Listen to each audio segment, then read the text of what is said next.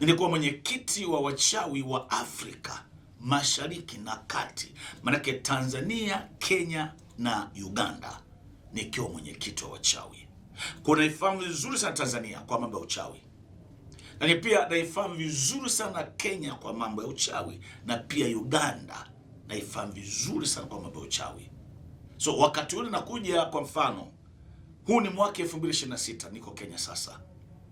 Kwa maana nyingine, mwaka kesho kutakuwa ni uchaguzi wa kumpata rais, kupata wabunge, hivyo.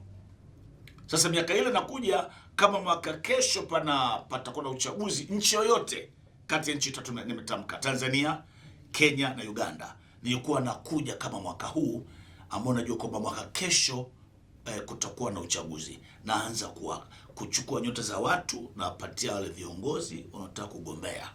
Nilikuwa wanakuja viongozi wengi wa siasa na pia hata wafanyabiashara.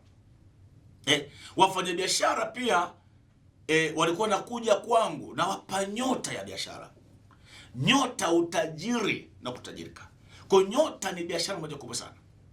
Sasa mtu mmoja akasemaje, lakini sasa Sharif Abubakari, Sheikh Alhaji Rashid Abubakari, ulikuwa unachukua nyota unazifanya nini? Ni biashara kubwa. Ndio maana katika mtiririko wa maisha yangu na uchawi nimechukua nyota za watu na pia nimechukua misukule.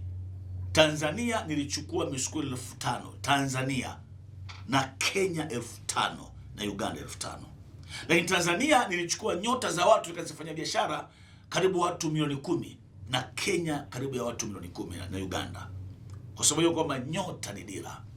Nilikuwa nachukua nyota za watu na wapatia wanasiasa. Nachukua nyota za watu na wapatia hata watu kupata cheo.